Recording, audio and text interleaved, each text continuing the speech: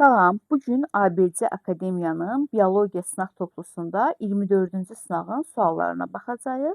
Birinci suala başlayaq. Aşağıda bakteriyanın sadə yolla bölünərək çoxalması sxemi verilmişdir. Sxemə əsasən aşağıdakı hadisələrdən hansı həyata keçməz?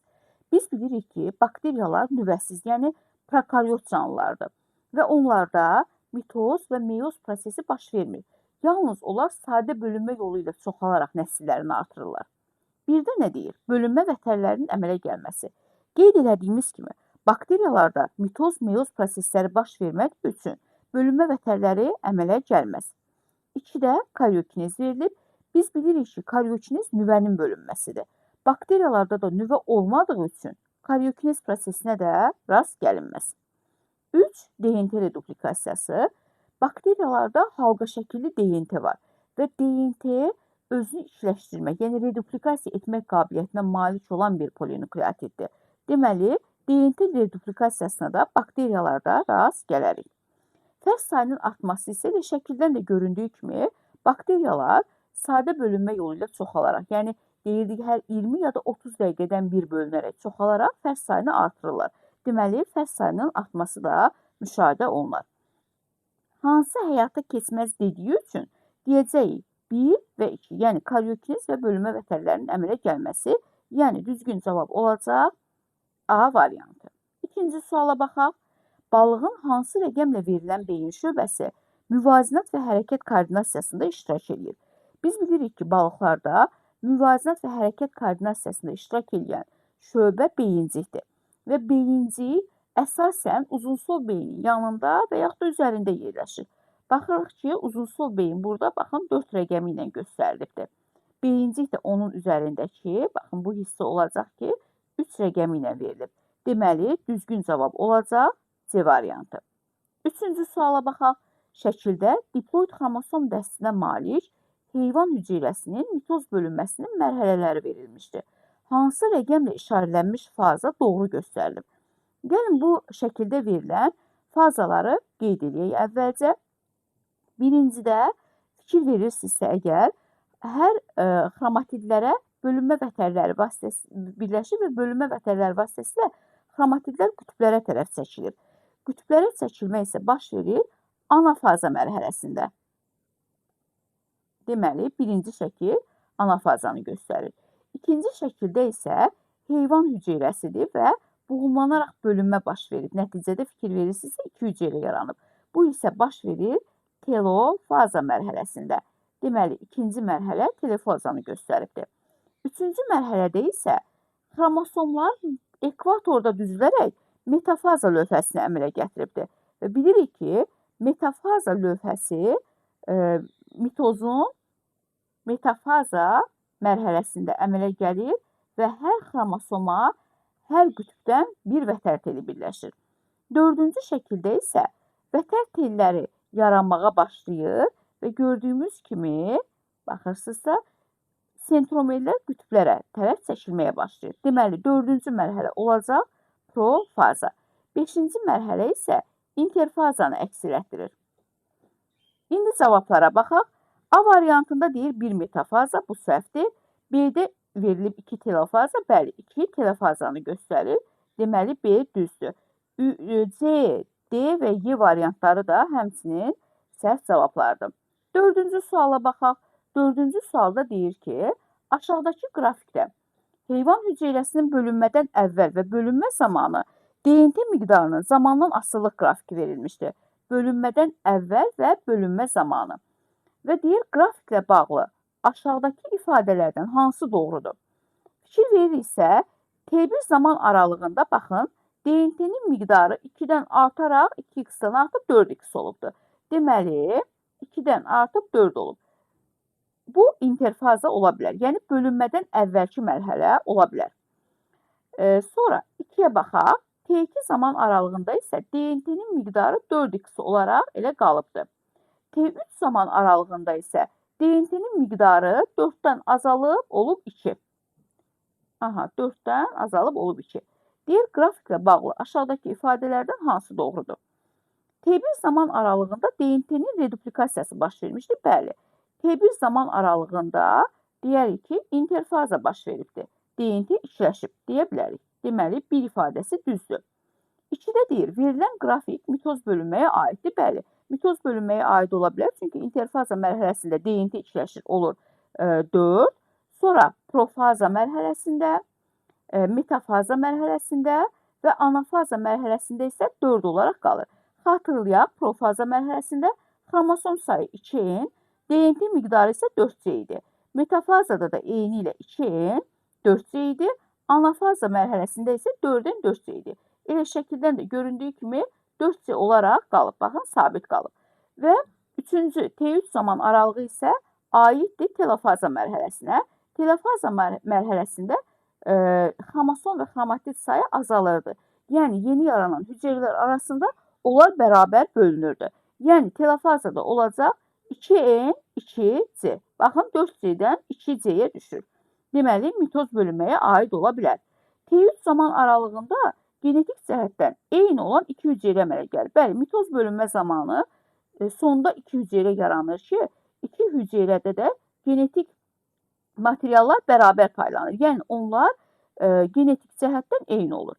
Deməli, düzgün cavab 1, 2, 3, yəni C variantı olacaq.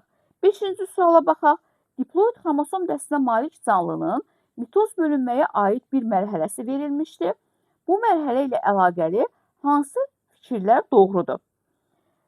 Birdə verilən mərhələ anafazadır. Gəlin, baxaq, görək. Bu şəkil hansı mərhələni əks etdirir? Şəkildən də gördüyümüz kimi, xromosomlar, daha doğrusu, xromatidlər qütblərə çəkilməyə başlayıbdır. Deməli, bu mərhələ anafaza mərhələsidir.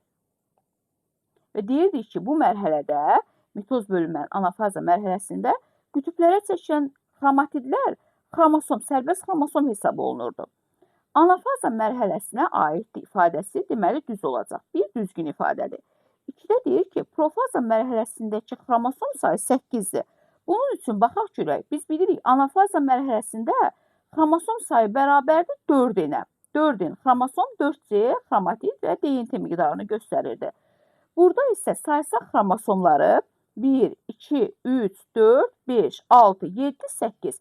Deməli, anafaza mərhələsində 8 xromosom olur. Yəni, 4N bərabərdir 8-ə. Deməli, 2N bərabərdir 4-ə.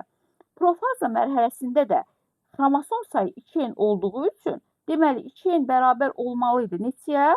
4-ə. Burada isə 8 verib. Bu ifadə səhvdir. 3-ə baxaq. Metafaza mərhələsində sentromer sayı 4-dür. Metafaza mərhələsində də xromosom sayı 2N, xromatid sayısı 4C olur. Biz bilirik ki, sentromer sayı xromosom sayına bərabərdir. Yəni 2N-ə. 2N-də neçə idi? 4. Deməli, 3 cavabı da düzgündür. Doğru variant olacaq 1 və 3, yəni C variantı. 6-cı suala baxaq. 6-cı sualda deyir ki, trutenin spermatozoidin əmələ gəlməsində aşağıdakılardan hansı baş verməz? Biz bilirik ki, truten erkək bal arısıdır və erkək bal arısında xatırlasaq partenogenez mövzusunda deyirdik, onlarda spermatozoidin əmələ gəlməsi meyoz yolla getmir, mitoz yolla gedir. Deməli, bizə hansı cavab lazımdır? Meyoz yolla olan proses lazımdır. Yəni, o baş verməyəcək bunda. A variantında deyir, İ ipliklərinin əmələ gəlməsi. Biz bilirik ki, mitoz prosesində İ iplikləri əmələ gəlir. B-də deyir, xromatidlərin ayrılması. Bəli, anafaza mərhələsində deyirdik, xromatidlər ayrılırdı bir-birindən. C-də deyir, nüvə pərdəsinin əmələ gəlməsi. Bəli, nüvə pərdəsinin əmələ gəlməsi də telofazanın sonlarında baş verirdi. Y-də deyir, hüceyrənin buğumlanaraq ikiyə ayrılması. Heyvan hüceyrələrində deyirdik ki, hüceyrə divarı olmadığı üçün, yəni xaricdən glikokaliklə örtüldükləri üçün onlarda xaricdən buğumlanaraq ikiyə bölünmə baş verir. D-də deyir ki, homoloji xromosomların birləşməsi. Bu isə baş verir meyoz bölünmədə, meyozun birinci profazasında. Deməli, hansı baş verməz dediyi üçün D variantını götürəcəyik. 7-ci suala baxaq. Deyir, endosperm hüceyrəsində 42 xromosomu olan diploid erkək bitkinin tozcuğu, yarpaq hüceyrəsində 42 xromosomu olan diploid bitkinin dişiciyini tozlandırmışdır. Əmələ gələn hibridin endosperm hüceyrəsində neçə xromosom olar? Diploid bitkidirsə əgər, onun deməli endosperm hüceyrəsində xromosom sayı 42. Deməli 3n bərabər olacaq 42-yə. Deməli bunun 2n'i də eni 14-ə bərabər olduğu üçün 2n'i də bərabərdir 28-ə. Sonra yarpaq hüceyrəsində 42 xromosomu. Deməli, digər bitkinin yarpaq hüceyrəsində, yəni 2n bərabərdir 42-yə. Dişici ilə tozlandırılmışdır. Bunu da qeyd eləyək. Əmələ gələn hibridin endosperm hüceyrəsində neçə xromosom olar? Əmələ gələn hibridin endosperm hüceyrəsi. Biz bilirik ki, endosperm hüceyrəsi necə yaranırdı?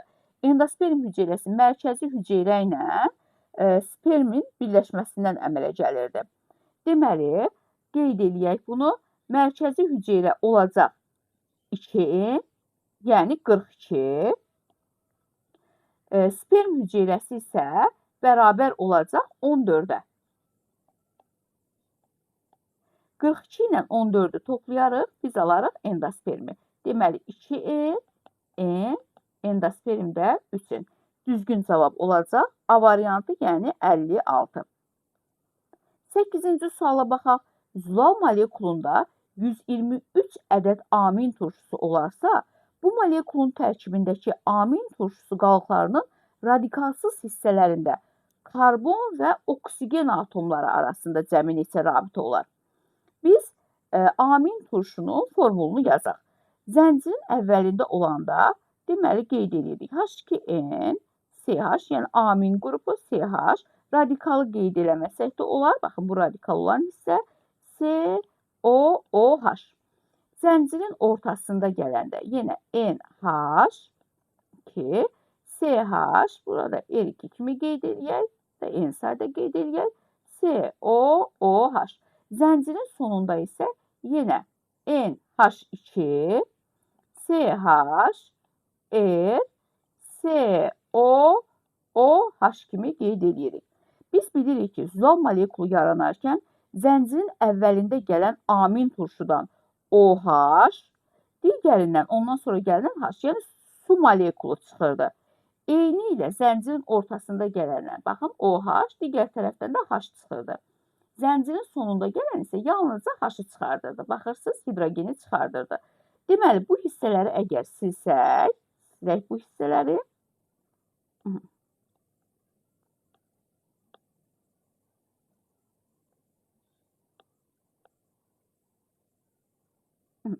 biz indi baxaq görək, karbonla oksigen arasında neçə rabitə yaranır? Şəkildən də göründüyü kimi, baxırsınız, burada yəni zəncirin əvvəlində gələndə 2 dənə rabitə yaranır. Zəncirin ortasında gələnlərdə də 2 dənə rabitə yaranır. Zəncirin sonunda gələndə isə 1, 2 və bir də bu 3 dənə rabitə yaranır. Biz bilirik ki, zəncirin əvvəlində gəlir bir dənə amin turşusu. 1 vur 2 kimi qeyd eləyək bunu. Zəncirin sonunda da bir dənə amin turşusu gəlir. Bunu da 1 vur 3 kimi qeyd eləyək. Və zəncirin ortasında 123-dən zəncirin əvvəlində gələn və zəncirin sonunda gələni çıxsa, eləyəcək 121. 121-i də vurarıq 2-yə. Və beləliklə hesablayırıq. 122 eləyəcək, bu 2-yə vururuq. 244 bu ikisi eləyəcək. 244. Üzərinə də 3-ü gələrik, eləyir 247.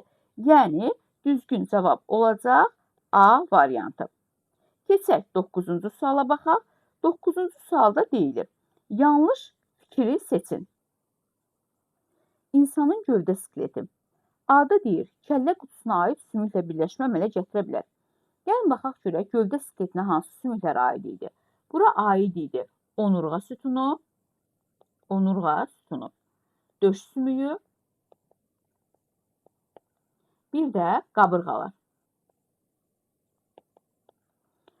Kəllə qutusuna aid sümüklə birləşmə əmələ gətirə bilər. Bəli, biz bilirik ki, onurğa sütununda birinci boyun fəqərəsi kəllənin ənsə sümüyünə birləşir. Deməli, A variantı düzgün cavabdır. B-də deyir, yastı sümüklə birləşmə əmələ gətirə bilər. Bəli, onurğa sütununda deyirdik, omma şöbəsi iki çanaq sümüyü ilə birləşər ki, çanaq sümükləri də yaşlı sümüklərə aiddir. Qarışıq sümüklə birləşmə əmələ gətirə bilər ifadəsinə baxaq. C variantında deyir. Qarışıq sümüklərlə biz bilirik ki, qarışıq sümüklərə hansılara aid idi? Fəqərələr idi, körpücük sümükləri idi, kəllə əsası sümükləri idi, üç şöbənin sümükləri idi və döş sümüyünə 2 ədəd körpücük birləşdiyini bilirik. Deməli, qarışıq sümüklə birləşmə əmələ gətirər ifadəsi də düzgündür. D-də deyir, 2 cür sümük iliyi olan sümüklə birləşmə əmələ gətirə bilər. Biz bilirik 2 cür sümük iliyi olan sümüklər uzun borlu sümüklərdir ki, uzun borlu sümüklərlə, yəni bu onurğa sütunu və yaxud da döş sümüyü ya da qabırğalar birləşmə əmələ gətirməz. Düzgün cavab olacaq D variantı. Tək sümüklə birləşmə əmələ gətirə bilər ifadəsi də düzdür. Çünki deyirdik ki, ənsə tək sümüyə aiddir və onurğa sütununda birinci boyun fəqərəsi ənsə ilə birləşir. Y-də düzgün cavabdır. Yanlışı soruşduğu üçün cavab olacaq D variantı. 10-cu suala baxaq. Neştərçə haqqında hansı fikir yanlışdır? A-da deyir, bel qan damarı ilə qan quyruğa doğru hərəkət edir. Bəli, bilirik ki, neştərçədə bel qan damarı deməli qanı bədənin önündən arxasına doğru hərəkət elətdirir. Deməli, A ifadəsi düzdür.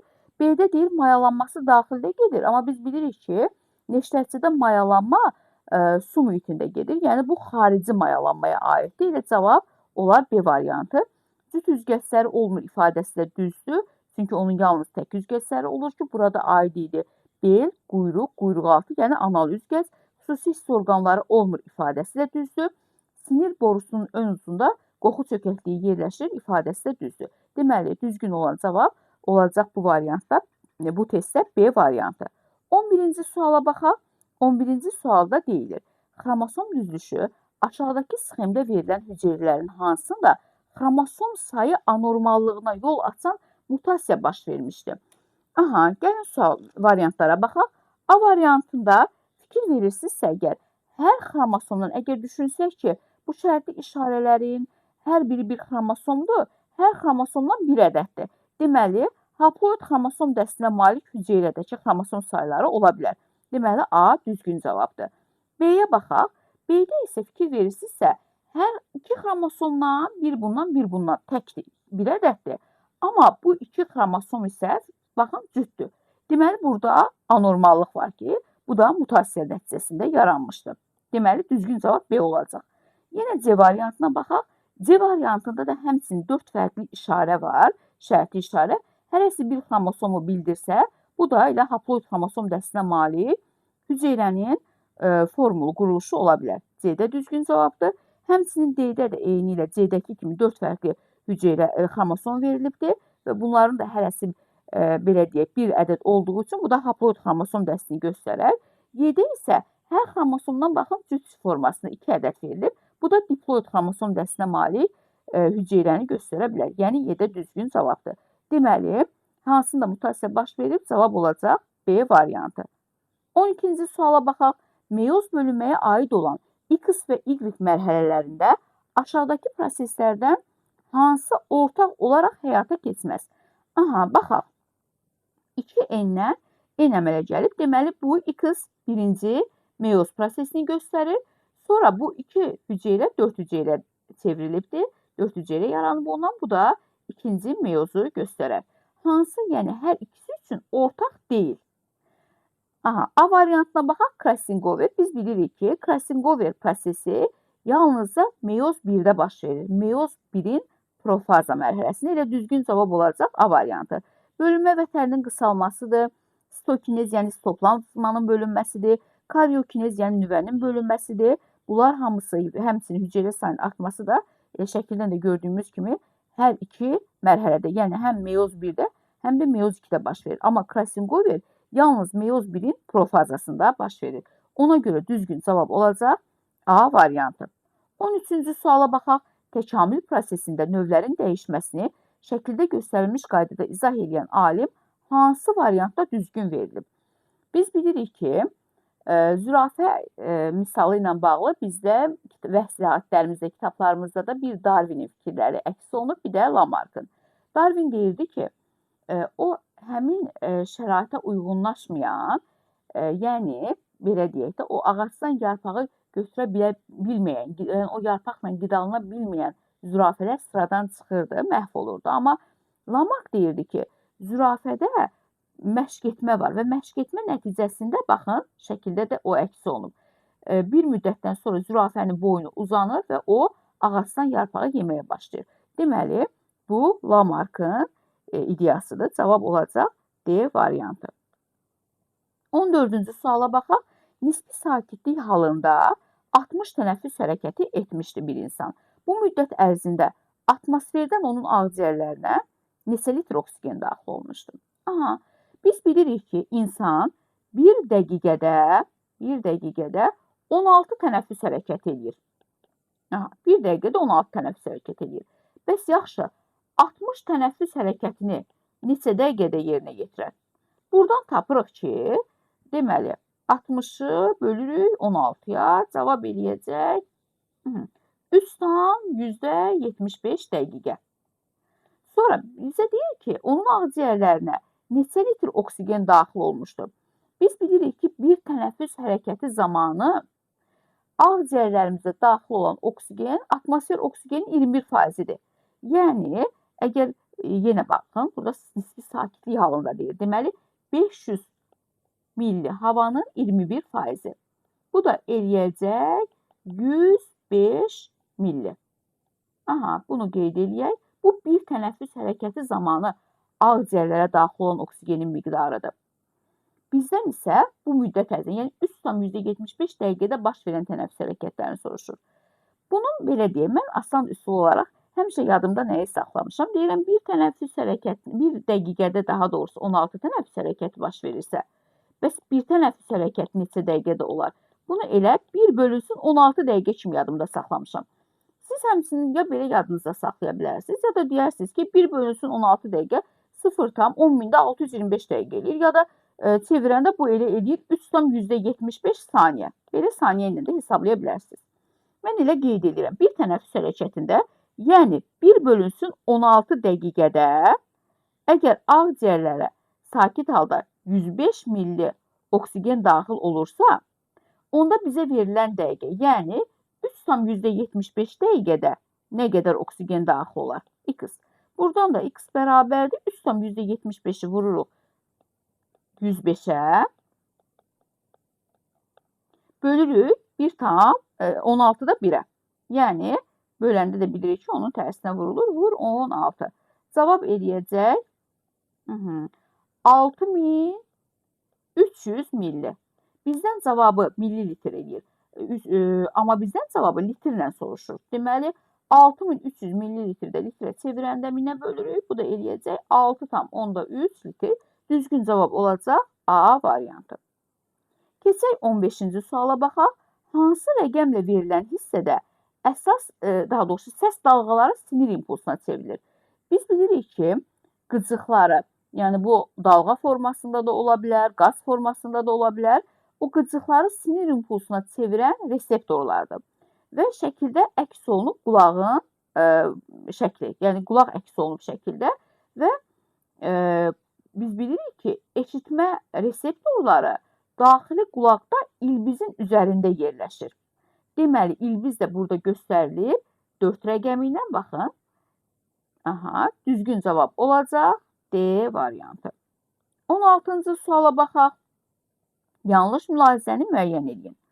Mamır və qıcının sporu əlverişli şəraitə düşdükdə cücərərək yeni orqanizmə başlanğıc verir. Bəli, bu ifadə düzdür. Bir hüceyrədən ibarətdir. Bəli, bir hüceyrədən ibarətdir.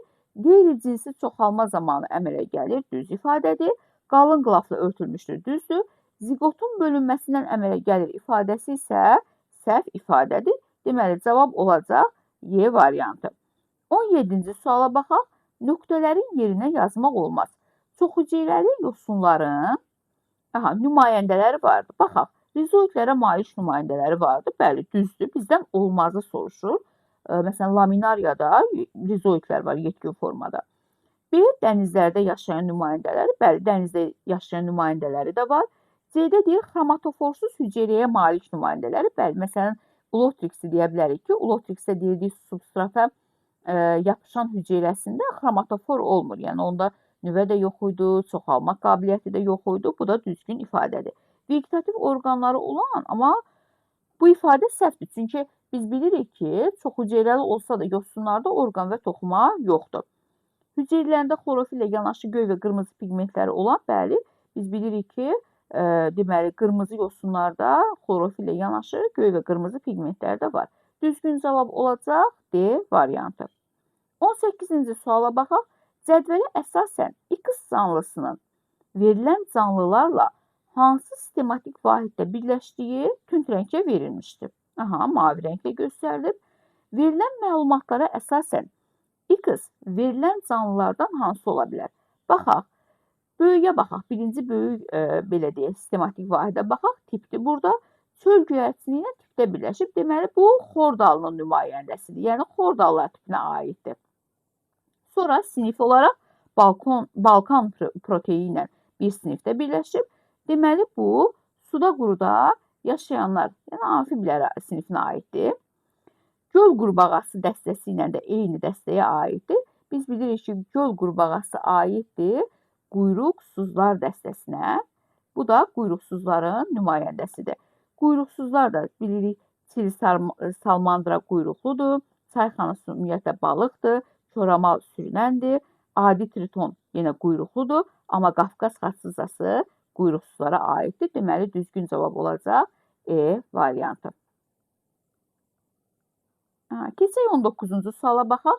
Deyir, sxemə əsasən X, Y və Z maddələrini müvafiq olaraq müəyyən edin. Baxaq. Deməli, birinci şəklə baxanda görürük ki, X maddəsinin miqdarı ağızda baxın sabitdir, amma mədədə azalmağa başlayır və nazik bağırsaqda davam edir. Və biz bilirik ki, ağızda heç bir dəyişikliyə uğramayıb, mədədə həzmi bağışlayan, nazik bağırsaqda da davam edən hansı ola bilər? Zülal ola bilər. Bəli, qeyd edəyəm bunu. Y maddəsi isə ağızda mədədə heç bir dəyişikliyə uğramayıb, amma nazik bağırsaqda uğrayıb. Biz bilirdik ki, yağlar, özdə deyirik bitki yağları nazik bağırsaqda həzmə uğrayır. Bunu da qeyd edəyək yağ olaraq. Z maddəsi isə ağızda həzmə uğrayıb, amma mədədə heç bir həzmə məruz qalmayıb. Nazik bağırsaqda yenidən həzmə məruz qalıb. Deməli, bu da olacaq karbohidrat. Deməli, düzgün cavab olacaq zülal yağ, karbohidrat, yəni D variantı. 20-ci suala baxaq.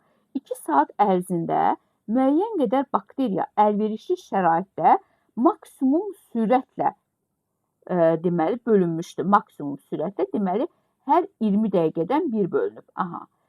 Bölünməyə məruz qalan ümumi fərdlərin sayı 252 ədəd olarsa, sonuncu bölünməyə bir bakteriyanın neçə fərdi məruz qalar? Biz bilirik ki, bölünməyə məruz qalan fərdlərin sayı deyəndə bunu ifadə edirdik düsturumuzda əsasən NT çıxılsın N0 kimi. Deməli, NT çıxılsın N0 bərabərdir 252-yə. Aha. Bilirik ki, NT nəyə bərabərdir? NT bərabərdir N0 vurulsun 2 üstü N. N burada nəyi göstərirdi? Nəsil sayını ya da bölünmə sayını da deyə bilərik. N nəyə bərabərdir? Maksimum sürətlə bölünür dediyi üçün T bölünsün 20-yə. Bunu hesablasaq əgər verilən zaman 2 saatdır, yəni 120 dəqiqə, 120-ni 20-yə böldükdə isə cavab alınacaq 6. Yerinə qoyub ifadəmizi yazaq. Deməli, NT bərabərdir N0 vurulsun 2 üstü N. Yazaq. NT bərabərdir N0 vurulsun 2 üstü N, yəni 2 üstü 6. 2 üstü 6 da bizə verəcək 64-dür. Yazırıq. Deməli, NT-miz bərabər oldu 64 N0-a. İndi bu ifadədə yerinə gəlin qoyaq. NT neçədir? NT-ni ifadə edəyək 64 N0 kimi. Yazaq bura. NT yazırıq. 64 N0 çıxılsın N0 bərabərdir 252. Buradan 64 N0, N0 çıxdıqda qalır 63 N0. O da bərabərdir 252-yə. Burada da N0 bərabər olacaq. Deməli, 252-ni bölürük 63-ə. Cavab edəcək 4. Deməli, N0-ımız 4 idi. İndi bizdən nəyi soruşur? Bölünmə sayını tapdıq ki, 6-dır. Əslində bunları heç hesablamasaq da olardı. Sadəcə olaraq məsələnin necə həll olunduğunu göstərmək üçün, yəni ətraflı izah verdim. Bizə deyir ki, bir bakteriyanın neçə fərdi? Biz bilirik ki, bir bakteriyadan birinci bölünmə nəticəsində yaranır 2 bakteriya. 2 bakteriyadan ikinci bölünmə nəticəsində yaranır 4-ü, 4-ündən 3-cü bölünmə nəticəsində 8-i, 8-indən 4-cü bölünmə nəticəsində 16-sı, 16-sından 5-ci bölünmə nəticəsində 32-si, 32-sindən də 6-cı bölünmə nəticəsində 64-ü. Baxın, bizə bir bakteriya fərdini soruşduğuna görə bu elə bizim belə deyək, məsələmizin həlli bu sxemlə əlaqədardır. Fikir veririksə, ən axırıncı bölünmə 6-cı bölünmədir. Baxın, bu bölünmədir. Və bu bölünməyə məruz qalan bakteriya sayı bir fərddə neçə ədəddir? 32 ədəddir. Deməli, düzgün cavab olacaq A variantı. Əgər bütün bakteriyalarda soruşsaydı, biz bir bakteriya olaraq yazdıq. Bu 32-ni 4-ə vurub cavabı da elə tapa bilərdik. Sadəcə bir bakteriyanın neçə fərdi dediyi üçün cavab olacaq 32, yəni A variantı. Davam edək. 21-ci suala baxaq. 21-ci sualda deyir ki, 40 ədəd adi şam toxumunun əmələ gəlməsi zamanı mayalanmada neçə hüceyrə iştirak etmişdir?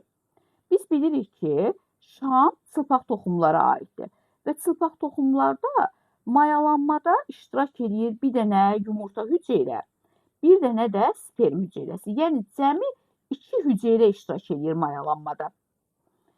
2 hüceyrə iştirak etdikdə bir dənə toxum yaranırsa, 40 ədəd şam toxumunun yaranmasına neçə hüceyrə iştirak edir? Buradan da tapırıq 80. Cavab olacaq B variantı. 22-ci suala baxaq.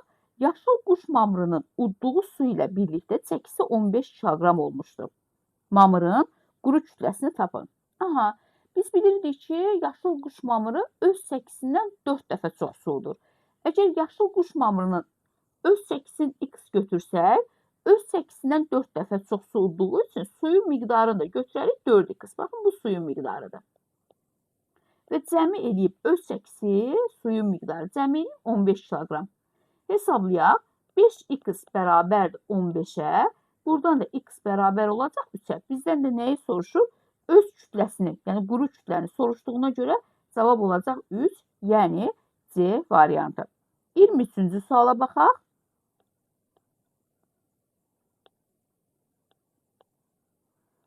23-cü sualda deyilir, uyğunsuzluğu müəyyən edin. Baxaq, bitki, quş ətbəyi, sadə salxım, bəli, bu düzdür. Bağa yarpağı, sadə sümbül, düzdür. Zəncir otu, səbət, düzdür. Yer kökü, sadə çətir. Bu ifadə səhvdir, çünki yer kökündə nə idi? Mürəkkəb, çətir olmalıydı. Deməli, uyğunsuzluq olacaq D variantı. 3 yarpaq yoncada da başçı ifadəsi, yəni başçı çiçək qrupu düzgündür. Deməli, 23-cü sualın da cavabı oldu D variantı. 24-cü suala baxaq. Triploid endosperm və haploid endosperm hüceyrəsinə malik olan bitkilər ekoloji piramidanın neçənci halqasında yerləşir? Elə bitki sözü dediyinə görə elə cavab məlumdur, amma yenə baxaq. Triploid endosperm dediyi 3N xromosom dəstinə malik olan bitkilər nəzərdə tutulur ki, burada da örtülü toxumlu bitkilər olacaq, örtülü toxumlu. Haploid xromosom dəstli endospermə malik olan isə çılpaq toxumlu olacaq. Hər ikisi də bitki olduğu üçün biz bilirik ki, ekoloji piramidada ən aşağı halqada produsentlər yerləşir. Deməli, örtülü toxumlar və çılpaq toxumlar da produsent olduğu üçün cavab olacaq ən aşağı qatda, yəni D variantı. 25-ci suala baxaq. 2 diheterozigot sarı hamar noxudların çarpazlaşmasından əmələ gələn sarı hamar noxudların hansı hissəsi bir əlamətə görə heterozigotdur? Sualın izahı üçün Pinnet cədvəli qurdum və burada diheterozigot sarı hamar noxudları çarpazlaşdırdım və nəticədə 1, 2, 3, 4, 5, 6, 7, 8, 9 sarı hamar alındı. Yəni, sarı hamarların sayı oldu 9 ədəd. Amma bizə nəyi soruşur? Bizə orada deyir ki, yalnız bir əlamətinə görə heterozigot olanlar, deməli, yalnız bir əlamətinə görə heterozigot dediyi üçün hansıları götürəcəyik? Bunu, baxırsınız, bir əlamətə görə heterozigotdur. Sonra bunu, baxın, bir əlamətə görə heterozigotdur. Sonra deməli bunu götürəcəyik. Bir əlamətə görə heterozigotdur. Bir də bunu götürəcəyik. Baxın, bu da bir əlamətə görə heterozigotdur. Deməli, fenotip sayı 9 olur. Yəni, sarı hamarların sayı 9 olsa da, onlardan 4'ü bir əlamətə görə heterozigotdur. Qaydaq testimizə baxaq. Aha, sarı hamar notların hansı hissəsi bir əlamətə görə heterozigotdur? Deyirik, ümumilikdə alındı 9, amma o 9'un nə qədəri bir əlamətə görə heterozigotdur? 4'ü. 9'da 4. Düzgün cavab olacaq D variantı. Keçək 25-ci suala, 26-cı suala baxaq. Aşağıdakı qrafikdə populyasiyada dovşan sayının zamandan asıllıq qrafiki verilmişdir. Qrafikə əsasən aşağıdakı fikirlərdən hansı doğrudur? Baxaq, X zaman aralığı, baxın, bu hissəni əhatə edir. Aha, bu Y zaman aralığı, bu isə Z-dir. Bir də deyir, Z zamanında ölüm sayı doğum sayından çoxdur. Baxaq, Z zamanında ölüm sayı doğum sayından çoxdur. Bəli, çünki fərdlərin sayı azalıb. Deməli, bir ifadəsi düzgündür. 2-yə baxaq. Y zamanında doğum sayı X zamanından çoxdur. Xeyr, baxın, X zamanında fərdin sayı azıymış, amma çoxalıbdır. Baxın, az müddətdə çoxalıb. Y-də isə fərdin sayı, baxın, çox az artım baş verir, sonra isə azalmağa doğru gedib. Deməli, bu ifadə səhvdir. 3-ə baxaq. Hər 3 zaman ərzində dovşanların sayında artım olmuşdur. Bu ifadə də səhvdir. Çünki ikinci zaman aralığında azalma başlayır. Üçüncü zaman aralığında da görürsünüz fərdlərin sayı neyinib azalır. Düzgün cavab olacaq yalnız 1, yəni D variantı. Keçək 27-ci suala baxaq. Eukariot orqanizmlərin canlı hüceyrəsində nüvədə baş verə bilər. Birinci proses, baxın, DNT-nin ikiləşməsidir. DNT-nin ikiləşməsi nüvədə baş verə bilər. Eukariot canlılardan söhbət gedir. İkinci proses DNT-dən RNT-nin əmələ gəlməsidir ki, biz deyirik transkripsiya prosesində DNT-dən RNT yaranır ki, eukariotlarda bu nüvədə baş verir. Deməli, 2 ifadəsi də düzdür. Üstə deyir ki, RNT-dən zülalın alınması, zülal sintezi 3-cü basomlar, yəni polisom lazımdır ki, o da nüvədə yoxdur. Düzgün cavab olacaq 1 və 2, yəni D variantı. 28-ci suala baxaq. DNT molekulunda verilənlərdən hansının sayını bilməklə nukleotidlərin sayını bilmək olar?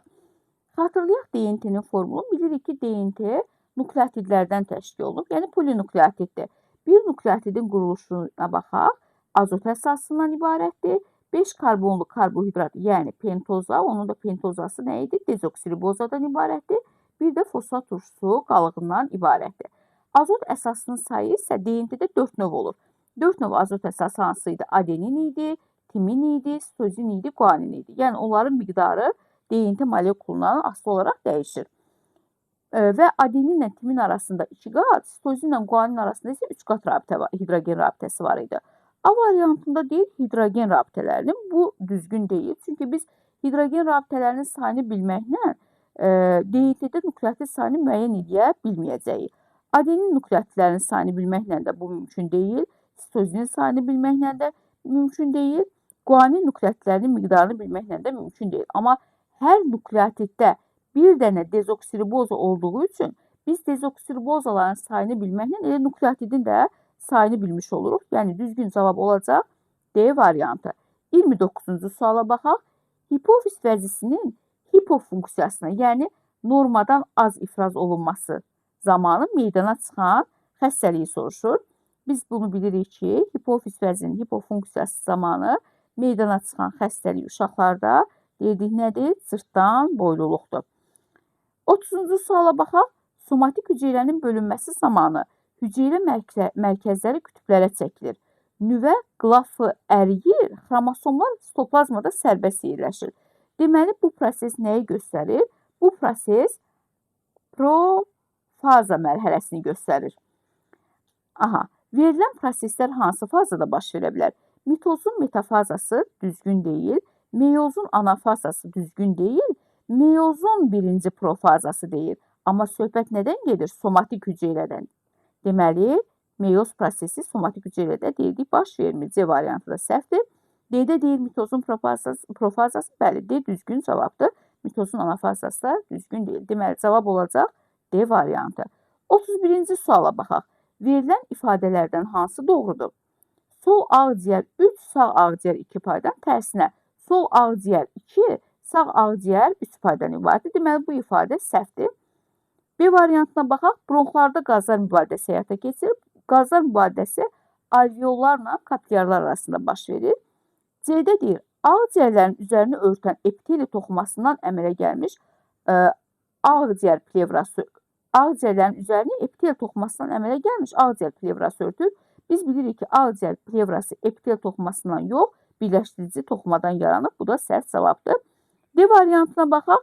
Qazlar mübadiləsisi nəfəs alma zamanı həyata keçirilir. Bəli, qazlar mübadiləsisi məməlilərdə nəfəs alma zamanı, quşlarda isə deyirdik, həm nəfəs alma, həm də nəfəs vermə zamanı həyata keçir. Y-də deyir, döş boşluğunun xarici səthinin divarında plevra yerləşir. Xarici səthinin yox, daxili səthinin divarında plevra yerləşir. Ona görə Y variantı da səhv olar. Deməli, 31-də düzgün cavab olacaq D bəndi. 32-ci suala baxaq. Kərtənkələnin yumurtalığının yetişmə zonasına 9 hüceyrə daxil olmuşdur. Sonda əmələ gələn X cinsi xromosomlu qametlərin sayı Y cinsi xromosomlu qametlərin sayından 2 dəfə çox olarsa, neçə yönəldici simcik Y cinsi xromosomu daşıyır? Gəlin bunu həll edək. Deməli, biz bilirik ki, kərtənkələdə dişi heterozigotluqdur. Və 9 hüceyrə əgər yetişmə zonasına daxil olubsa, bir hüceyrədən sonda 4 hüceyrə yaranırsa, yetişmə zonasının sonunda. Deməli, 9 hüceyrədən neçəsi yaranar? 36 hüceyrə yaranar. Və yenə də qeyd edirəm, kərtənkələ nə idi? Yumurtalığı dediyinə görə dişi heterozigotda bilirik, kərtənkələdə dişi heterozigot olduğu üçün, yəni onda yaranan hüceyrələr X və Y xromosomu daşıyacaq. Deməli, 36 hüceyrənin 18-i X xromosomu daşıyır, 18-i isə Y xromosomu daşıyır. Deyir ki, sonda əmələ gələn qametlər. Bilirik ki, qametlər yönəldici simciklərdən 3 dəfə az olurdu. Yəni, 36 hüceyrənin 9-u qametdir. Çünki bir ilkin hüceyrədən sonda bir dənə qamet yaranırdı. 9 hüceyrə daxil olsa, deməli 9 qamet yaranacaq. Yerdə qalan 27 hüceyrə isə nə idi? Yönəldici simcikdir. Bunu da qeyd edək, bu da qametdir. Və deyir, qametlərdə, qametlərin, X cinsi xromosomlu qametlərin sayı Y-in sayından 2 dəfə çox olarsa, deməli, qeyd edirik X xromosomluları və Y xromosomlu. Bu X olsun, bu da Y. X-in sayı Y-dən 2 dəfə çoxdur. Yəni, qeyd edək, X üzərinə əgər Y, biz bilirik buradan 9-a bərabərdir. X-i də əgər 2Y kimi qeyd edəsək, özü axı şərtdə verib ki, X-in sayı Y-dən 2 dəfə çoxdur. Deməli, qeyd edərik X-in yerinə 2Y, üzərinə gəl Y-i yazarıq, eləyəcək 9. Buradan da Y xromosomunun sayı bərabər olacaq 3-ə. Y xromosomunun 3 tapdıq. Deməli, əgər burada 3Y xromosomu varsa, deməli, neçə X olacaq? 9 çıx 3 bərabərdir 6X. Keçək yönəldici simciyə. 27 dənə hüceyrə, yəni 27 yönəldici simcik var və cəmi 18X xromosomu var. 18X-in, baxın, 6-sı qametdədir. Deməli, neçəsi yönəldici simdəymiş? 12-si. 12X. 18Y-in nə qədəri qametdədir? 3-ü. Deməli, nə qədəri yönəldici simcikdə olacaq? 15-i. Qeyd elədik. Bizdən nəyi soruşur? Neçə yönəldici simcik Y cinsi xromosomu daşıyar? Deməli, cavab olacaq 15, yəni B variantı. Qeyd eləyək. Keçək 33-cü suala. 33-cü sualda nə deyir? Aşağıda refleks göstərində iştirak edən hissələr verilmişdir. Bu hissələrə əsasən verilən fikirlərdən hansı doğrudur? Baxaq. Deməli, qıcığı qəbul elədi reseptor. Deməli, 1 ilə göstərilib reseptor. 2 ilə göstərilən isə, baxın, hissi yoldur. Burada hissi neyron var idi. Qeyd eləyirik, hissi. 3 isə mərkəzi göstəribdir. Mərkəzdə də, baxın, bu hissi neyronla hərəki neyron arasındakı əlaqə necə tənzimlənir? Ara neyron vasitəsilə. 4 isə nədir? Elə qeyd elədiyimiz kimi 4 də hərəki neyrondur. Qeyd eləyirik, hərəki. 5 isə nədir? İşçi orqan əzələ də deyirik. Aha. İndi baxaq. A variantı deyir, bir işçi orqanda bu ifadə səhvdir. Çünki bir nə idi? Reseptordur. B-də deyir, iki neyronun dendriti ara neyronla əlaqəli ola bilər. 2-də nə göstərilib? Hissidir. Və biz bilirik ki, neyronlarda impulsun ötürülmə ardıcılığı belə idi. Birinin dendriti, cismi, aksonu, sonra ikincinin isə yenə dendriti, cismi, aksonu. Baxırsınız, birincinin dendriti ilə, baxın, ikincinin deməli, birincinin dendriti ikincinin əlaqəli ola bilməz.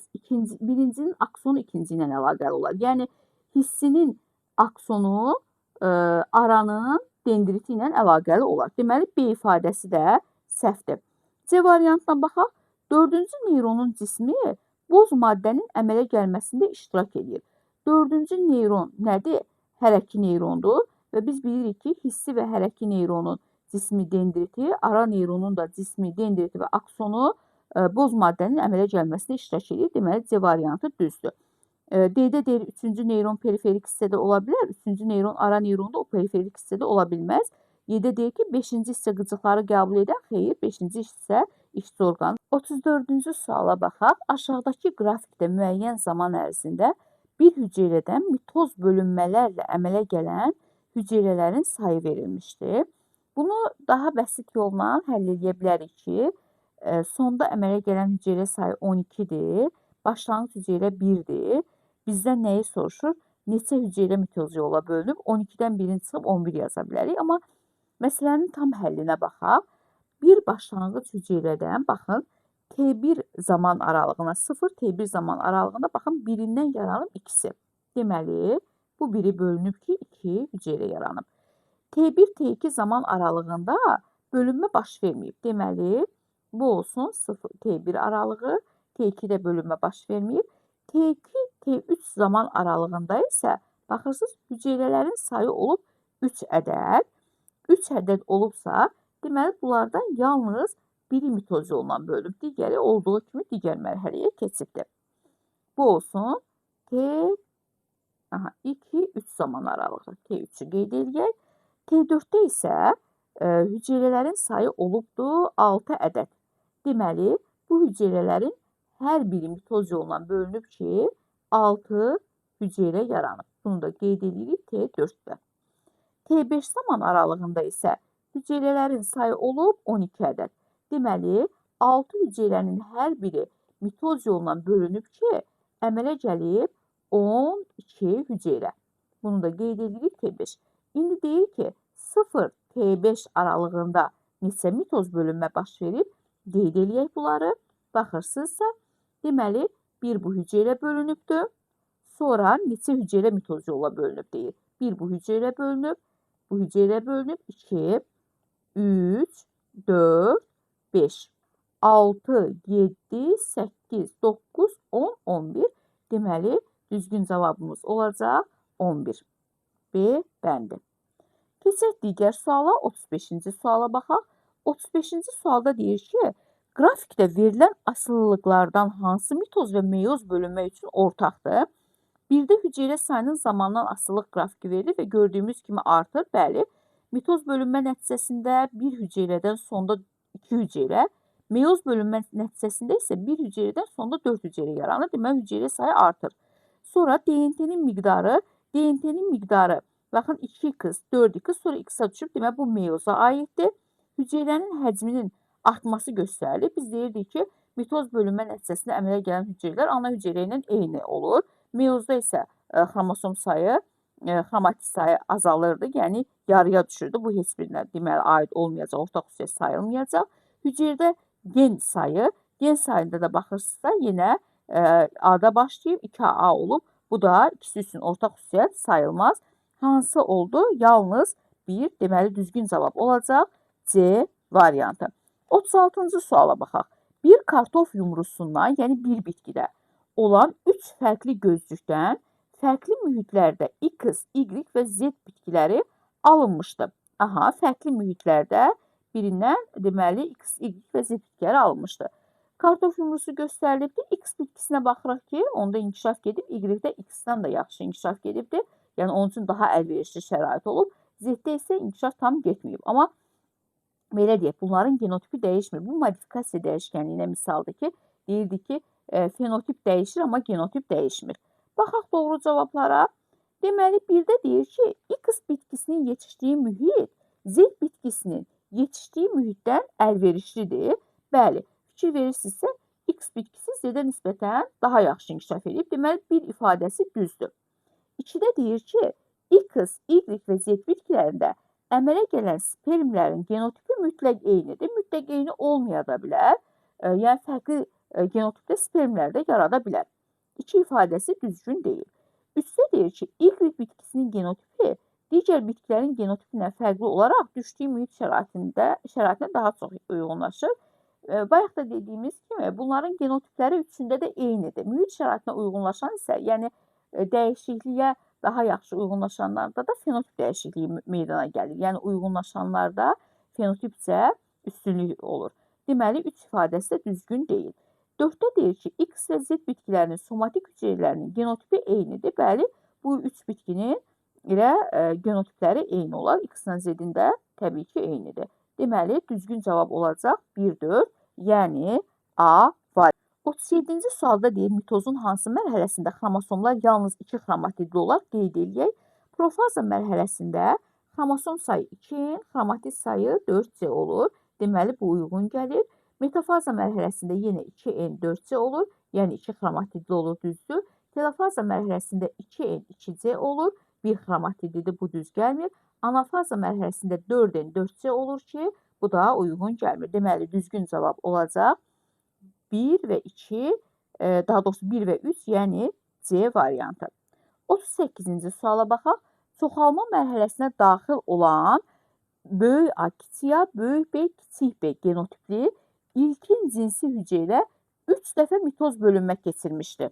Aha, 3 dəfə mitoz bölünmə keçiribsə, deməli, sonda neçəsi yaranır? Birindən bilirik, ikisi yaranır birinci mitozda, ikinci mitozda 4-ü, üçüncü mitozda isə 8-i yaranır. Deməli, 8 hüceyrə yaranır və deyir ki, əmələ gələn hüceyrələrin hamısı, yəni 8-i də toxumluğun yetişmə zonasına daxil olmuşdur. Aha, toxumluqdan gedir söhbət və deyir, daxil olduqdan sonra alınan qametlərin 5-i yaşamaq qabiliyyətinə malik olmazsa, minimum neçə qamet böyük ya kiçik bir genotipli olar? Gəlin, bu fərddən qametləri alaq, bu hüceyrədən qametləri alaq. Böyük A, kiçik A, böyük B, kiçik B. Hansı qametləri verəcək? Böyük A, böyük B, böyük A, kiçik B, kiçik A, böyük B, kiçik A, kiçik B. Və biz bilirik ki, toxumluqda sonda əmələ gələn hüceyrələrin hamısı qamet olur. Yəni, hamısı mayalanmaq qabiliyyətinə malik olur. Bir hüceyrədən sonda, yetişmə zonasının sonunda əgər 4 hüceyrə, yəni 4 qamet yaranırsa, 8-indən də yaranacaq 32-si. Deməli, bu 32 hüceyrəni onlar arasında bərabər bölürük. 8 qamet AB, böyük ya böyük B geri daşıyır. 8-i böyük ya kiçik B, 8-i kiçik A, böyük B, 8-i isə kiçik A, kiçik B. Və bizə deyir ki, böyük A, kiçik B genotipli qametin sayı minimum olsun. Və baxın, şərtdə verilib ki, 5-i yaşamaq qabiliyyətinə malik deyil. Minimum dediyi üçün də düşünək ki, yaşamaq qabiliyyətini itirmiş, məhv olmuş elə böyük ya kiçik B-dəndir.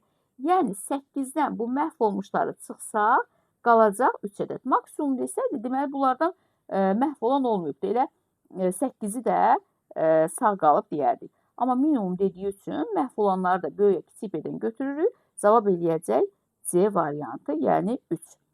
39-cu suala baxaq. Cədvələ əsasən X üzərinə gəl Y ifadəsinin minimum qiymətini tapın. Baxaq, deyir, döl sayı 5-dir, cift sayı və göbək ciyəsinin cəmini soruşur. Minimum qiymət almağımız üçün gərək bunların cift sayının miqdarı minimum olsun və biz bilirik ki, eyni yumurta əkizlərində ciftin sayı 1 ədəd olur. Yəni, dölün sayından asılı olmadan 1 ədəd olur. Döl sayı 5-dir, cift sayı olacaq 1 ədəd.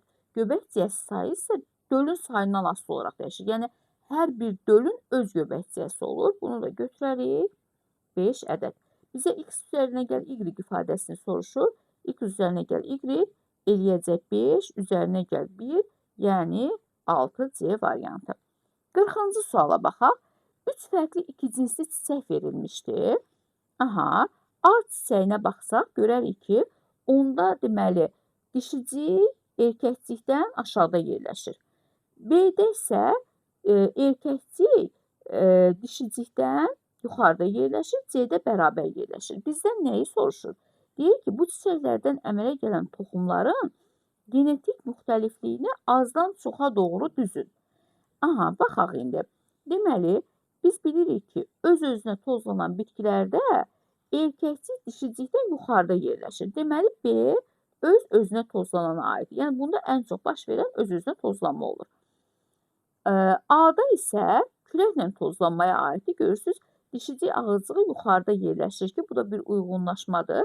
Külək vasitəsilə və yaxud da ki, həşəratlar vasitəsilə digər, deməli, digər bitkilərdən, çiçəklərdən tozluq gəlib onun ağızcığına düşə bilər.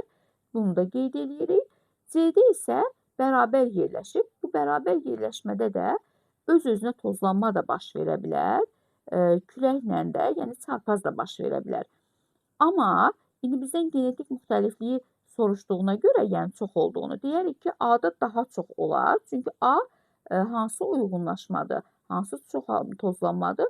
Çarpaz tozlanmadır. Çarpaz. Amma C-də çarpaz tozlanma ilə yanaşı düşünürəm ki, öz-özünə tozlanma da baş verə bilər. C-də hər ikisi baş verə bilər. Biz də bilirik ki, çarpaz tozlanan bitkilərdə, yəni başqa çiçəklə tozlanan bitkilərdə ya da başqa bitkinin çiçəyi ilə tozlanan bitkilərdə genetik müxtəliflik daha çox olacaq. Sonra C-də olar, ən az isə öz-özünə tozlananda olar. İndi azdan çoxa doğru düzün dediyinə görə ən az olacaq deməli B, sonra olacaq C, sonra isə A. B, C, A hansı variant deməli olacaq? A variantı.